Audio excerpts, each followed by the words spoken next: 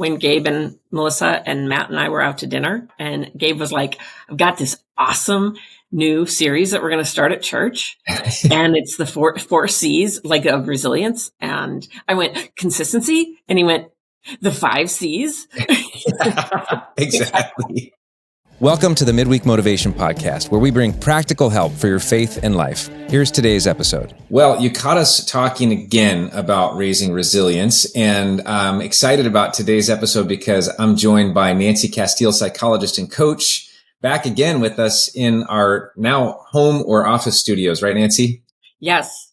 Yeah, and, it's one of those weeks. And this is it's been one of those weeks. So yeah. I appreciate you guys all allowing me to show up without having to drive to the church. Yeah, no, this is great. We're glad to be together, and we're following up. We actually ended our resilience series at Westside on this past Sunday, talking about contribution and looking at the life of Queen Esther. But Nancy, do you want to help us kind of introduce the reason why we're back again for another session?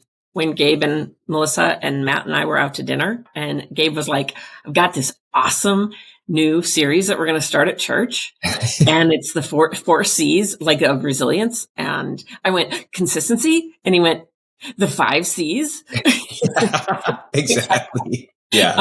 And really, ultimately, it was funny because I was thinking about consistency, Gabe, and I was thinking about the fact that, that it really permeates all 4 of those. It's not like it's an additional one. It's almost like it needs to just be, we need to be consistent in our character, confidence, with compassion and contribution. Yeah, that's really great. Yeah. I mean, that consistency. And nice job. So you were taking notes clearly at church over the last 4 weeks. Good job. I was. You nailed it.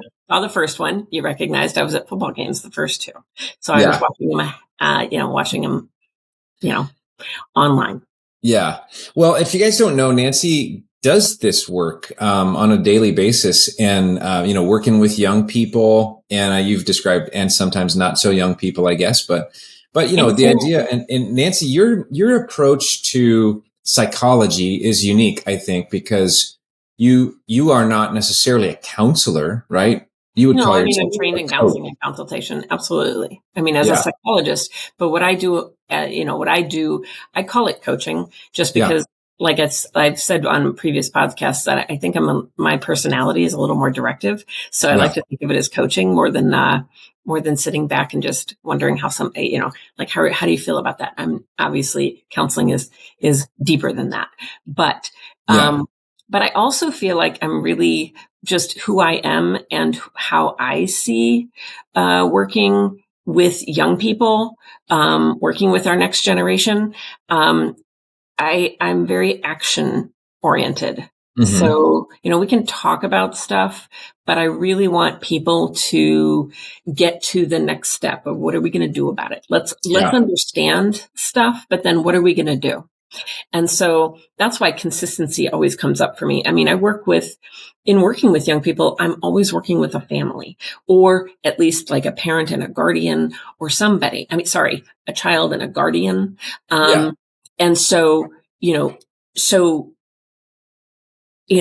totally, like, I loved in the contribution part that you talked about this last time, the teaching, you talked about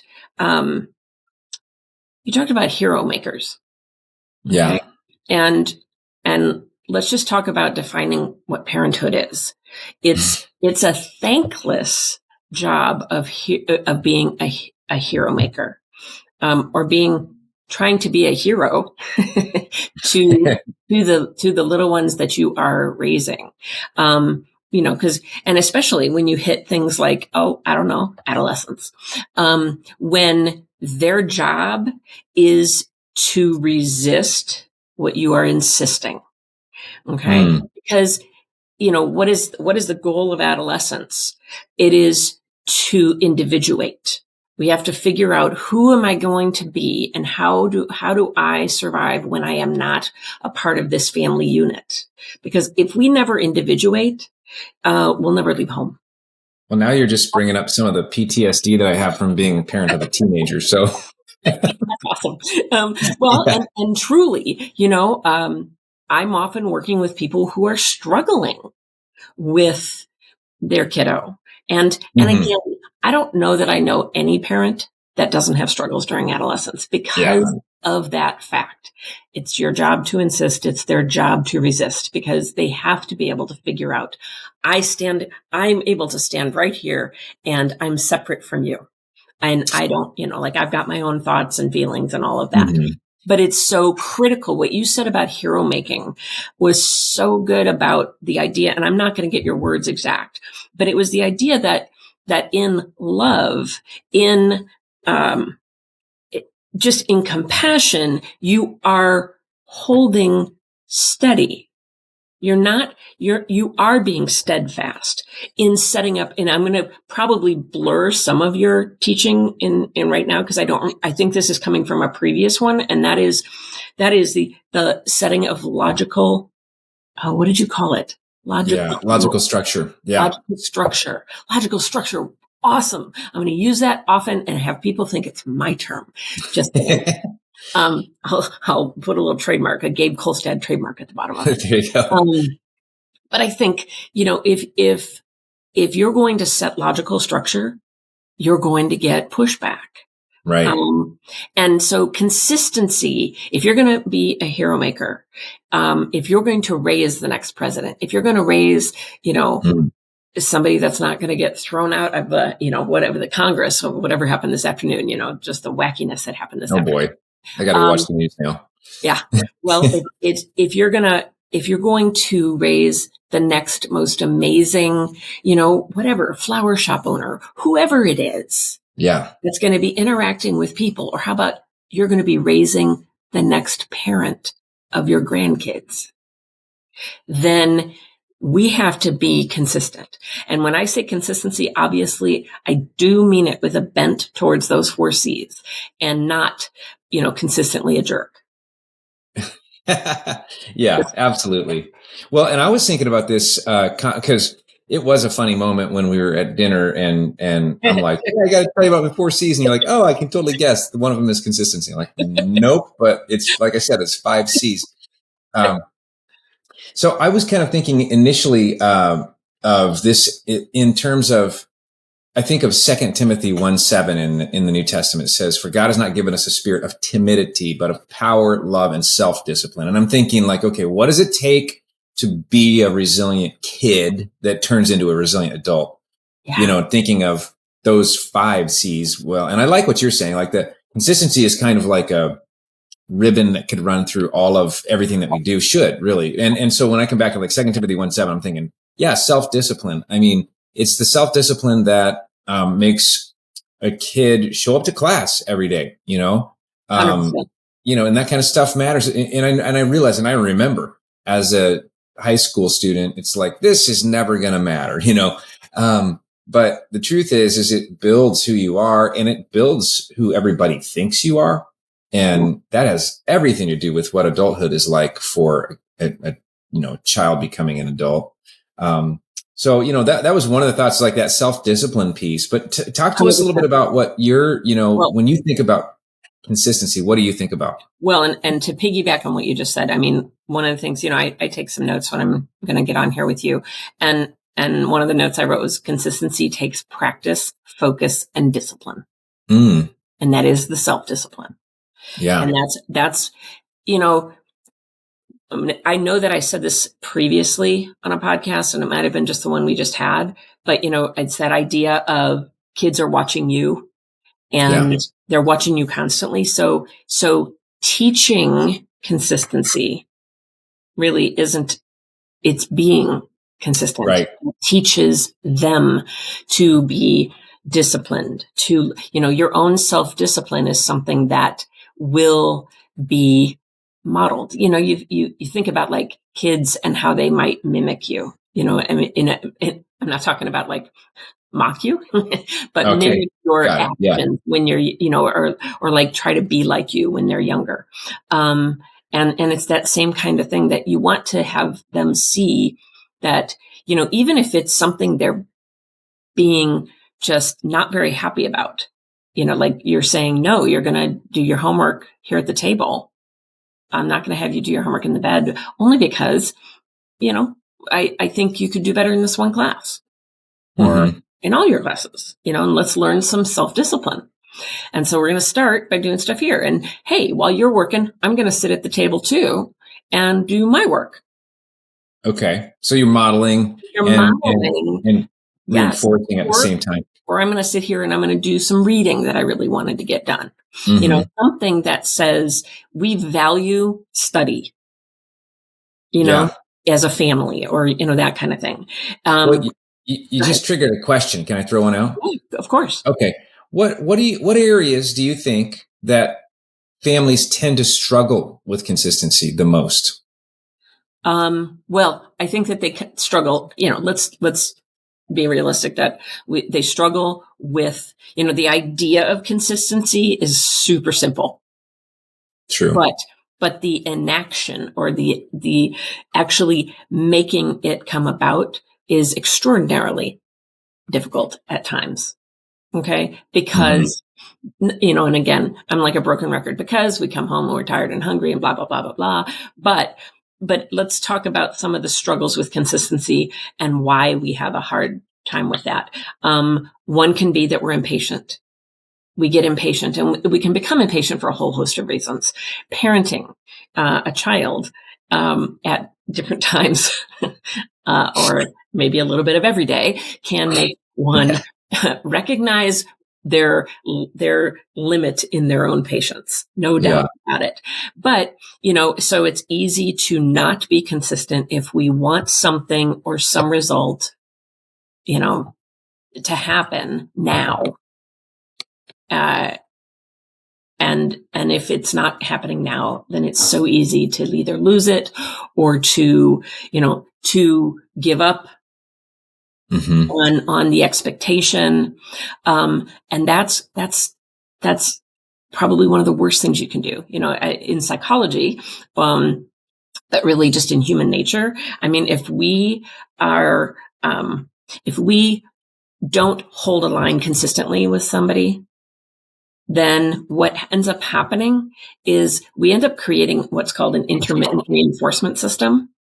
So okay, say that one more time. We end up creating an intermittent reinforcement system. Oh yeah. Okay. That makes total sense. So basically say we just go, fine, just do what you're going to do. Fine. I'm going to take the trash out myself. Yeah. Oh God. Yeah. Or whatever, versus being like patient and even if you're acting and you're inside going like, if you're saying, no, we're going to let's get up now and I need the garbage out, blah, blah, blah, blah, blah. Or here's what's not going to happen. Here's what's something you want that isn't going to happen. But a lot of times we can just go, fine, I'm going to just do it because it's easier to do it and I'm tired and blah. But what happens is you've reinforced your kiddo to be a butt. The wrong characteristic. Yeah. And so what that is, it's called an intermittent reinforcement system. It's a negative reinforcement, meaning they're not doing what they're supposed to be doing, but you've reinforced them to do it again, even if if you hold the line, but you give in sometimes, you're going to get a lot more of the negative behavior. Does that make any sense? It makes so much sense. And I get quiet when I'm thinking back to, mistakes I've made or, just like those memories of time, and still it's not like that doesn't still come up in my life with every other aspect. Cause it's not really all that different from being a boss or, any of those things. It's just because, this consistency, I see what you mean. Like consistency's got to be in the life of the influencer before it's ever going to be caught by the person who's the influencee. Absolutely. Well, and Gabe, I mean, we're really talking about any interaction you have. I mean, we're talking about people in relationship with other people. We're social animals. So we are constantly, or if we're going to be healthy and contented and everything, then we have to be in relationship with others. And because we're not meant to be solitary beings. And so, being consistent in your friendships, being, all of that. You're not disciplining your friend. That's more saved for your kids. But, or people, people you work with or whatever, and not discipline, per se, but it's, work on your own patience, your own self-reflection to know what's happening right now that I'm losing my cool. Wait, I'm losing my cool, not because they're doing something they wouldn't typically do as an adolescent. I mean, like I said, it's their job to resist. So if they're doing their job. Can we just not tell them that that's their job? It seems like that might occur. Telling them, and I doubt they're getting online and listening to this podcast. Yeah, if you're under the age of 19, just go la la la. Like, yeah, you don't need to hear that part. Exactly. Just don't hear what we're saying. Yeah. No, but I mean, if you think about it, that is, if that's the case, then it is still your job to insist with love, with compassion, with care, because we're trying to make those heroes. Yeah. I always think in my worst moments, I just forgot how long it took me to learn anything. You know what I mean? And and so with kids, it's like, I so many times have been the impatient one going, why have you not figured this out yet? But then if I look at my own life though, and how many like times it took me, or just those hard-headed days or years where I'm like not listening to you, but then it clicks. And so maybe that's for me, I'm just internalizing a little bit, but maybe that's for me, a part of being patient is just being a little bit more empathetic too. And not prideful. Yeah. It's really keeping our pride in check too. I mean, and really what you're just saying there, Gabe, is just the idea that you were at one point also an adolescent. Yeah. And then you grew up, so there's hope for all those adolescents out there. Yeah. They're going to grow up, Mom and Dad. They're gonna. It is interesting to me how patience is the thing, because it's almost like you could almost come at that from a standpoint of judging patience as weakness.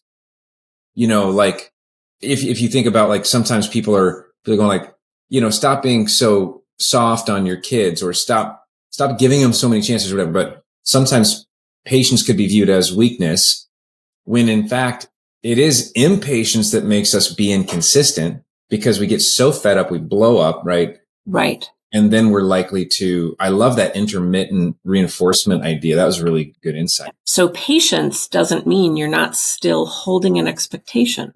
Yeah. Love. You still are holding the expectation. And sometimes you're going to, your patience is going to be lower, not lower, but not as lengthy, because you have something that needs to be done. Like the garbage man is not going to just sit out there and wait for your child to bring out the garbage. They're going to come at a certain time. So you can only be patient for so long, but it is, you just tie something to something they really want. And that can be anything. That can be like going to a movie with a friend. I mean, it can be anything, computer time, any of that kind of stuff. So you asked another thing. So another thing that I would say is belief that can get in the way of consistency. And when I say that, it's sort of like if we don't believe in ourselves or in what we're doing, then we tend to only achieve consistency by avoiding. I don't know if that makes any sense whatsoever. Oh, unpack that. Okay. So just the idea that we have to really understand why we're doing what we're doing with our kids, with our young people. Why are we doing it? Why is it important what we're doing? So that anything, that consistency rises up through us and drives our actions by tremendous motivation. If we know why we're doing something, why is it important to hold this line? Because it's not just about tonight. It's not just about, this class. It's about teaching habits that will sustain them in many, many, many different areas. It's like, it's that idea again, ages ago when you and I did that, in January, when you and I did the 4-part series on kind of being human. And when we're thinking about, the myelinization or the hardwiring in our brain of different connections, you are literally trying to groove. You're trying to set grooves into your kids' actions, behaviors, mindset, all of that, so that they will indeed then have that level of consistency in everything they do. Does that make sense? I don't know. It does. And I think one thing that really strikes me about the belief thing is kind of on the flip side, having been in the place of, like you said, a teenager's job is to resist, right? So what do? They say this question. I mean, they start this question when they're 2, but it gets stronger and it's why, right? So I need you to be home. I need you to be home by 9 p.m. Why? And one of the things that is a tripping hazard for me and others is because I said so, and I think one of the Isn't that the thing that we all say? Oh my gosh. Isn't that the thing we all say that we won't say that our parents said to us? Yeah. Never say that. And then you're like, just because I said so. Yeah. And yeah, I mean, and you can think about this, put this in an employee-employer situation too. Like, yeah, an employer could do the same thing. But the point is, if you don't know why, then it's going to create negativity among the kids or the employees or whoever, because they're looking at this going like, you are clueless. You're just a tyrant, and all you want is control, and there's no logic to it. And you're just trying to make my life miserable and blah, blah, blah. But if you really do go to work on the why, and it does actually make sense, and there is a logical motivational connection to the, well-being of the person, then they're so much more likely to adopt it. Right. Yep. Well, and I think really ultimately what I do with parents a lot of times is I will have them do some values work with me, which looks at kind of what they want their kiddo to be like if somebody met them on the street when they're 30 years old. And then what would they observe in their relationships with others? What would they observe, and what do they think their relationship would be like with them?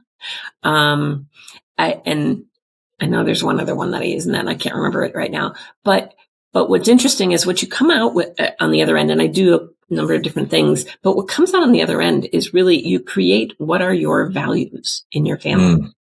But then the interesting part is how you create that kid, how you create that's what that kid will look like at 25 or 30 is by living those values every day yourself. So that's the consistency. If we expect I knew this was going to be hard. If we expect honesty, if we want to have somebody who's honest, productive, content, or happy, then we need to live those things day in and day out. And we're not perfect. We're not perfect, so we can own it when we're not, because nobody's perfect except God. But that's how you create that child, the consistent living in the everyday, those values. Yeah. So good. Yeah. Yeah. I think you have one more. Did you say there were 3? Well, value. Value. Okay. We had to do with if we fail to see the benefit in it. And I said, This is key in parenting. I wrote down, this is key in parenting or in working with teens, especially because we're often planting seeds, but may not see the fruit of our efforts on a day-to-day basis. Basically, that we're planting seeds, and we all know that our kids, we can end up seeing our kids in a public interaction with other adults.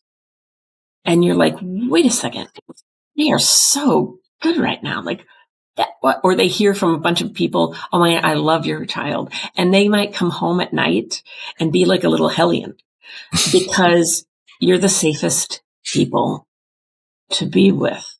You're the safest people. You're the safest people for them to just let it all hang out with. Mm-hmm. When you hear those kinds of things about how your kids are with other people, or teachers say how wonderful your kiddo is, or or just you witness it, that's your work. That's your consistent work as a parent coming through. Not That's good. necessarily what's always happening in your own home, because that is the place where they can come home and just be like, ugh. Wow, what a great reminder, because it's probably true of us ourselves as well. Oh, 100%. You're right on the money. I We think, just have you ever read that? want as adults to make sure that we don't come home and kick the dog, Yeah. Yes. Yeah. Important. So have you ever read the book, Whale Done by Ken Blanchard? I've not. Okay. It's a pretty neat book. And if you're a parent out there, Whale Done Parenting is just an absolutely fantastic resource by Ken Blanchard. It's a little book, and it really uses the How do you metaphor spell the of, first word? Like WHALE? yeah, it uses the metaphor of killer whales actually at the zoo and how they train. I think we're talking about SeaWorld actually in San Diego. How they train those killer whales is by positive reinforcement. Mm-hmm. And so they pretty much just catch the whale doing something right, and then they reward it. And then, and Ken Blanchard's thing is like what you just mentioned about, somebody says to you, hey, your kid is just amazing, and you're thinking in your head, well, yeah, if you knew the blah, blah, blah, blah, Yeah. But the point is that when you catch your kid doing something right, like consistency, how powerful it would be to go, you're never going to believe what so-and-so just said about you today. Good job. And instead of like rolling your eyes, Instead of going, why are we talking about, I'll just keep using the garbage. Why are we talking about you getting the recycling out again? Instead of worrying about that, then it's so much better to catch, you're going to get them to do that 100 times over more if you catch them the time that they do it. Yeah. And go, thank you so much for doing that. That was awesome. Totally. And then you walk away from it. You don't wait for them to have a reaction or to, one of the biggest things that I think somebody said it to me ages and ages ago, and I've used it 100,000 times. I don't know.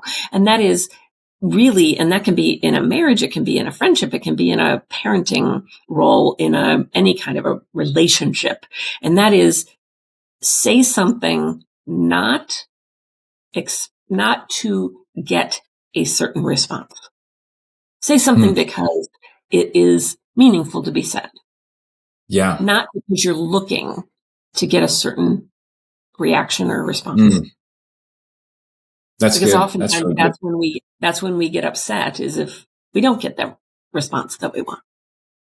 Yeah. Okay. So I got one more question for you. And it's really, maybe it's kind of a recap in some ways of this conversation. We're like, why are we even talking about this? But my question is, why does it matter if young, I've said, like, let's talk about the youngest generation among us. Let's talk about young people, and raising resilience has been about that. So why does it matter if kids, teenagers, young adults are consistent? Why does that matter? Wow. That's a great question. It's because that's how they're going to get things done. That's how they're going to grow. That's how they're going to become what they would like to become, even if they're not sure they can be. It's just that's how any of us achieves something that feels like it's got worth, by showing up, by being consistent in our emotional responses, by being consistent in our work completion or task completion, by showing up and being steady in terms of our beliefs. Yeah, that's good.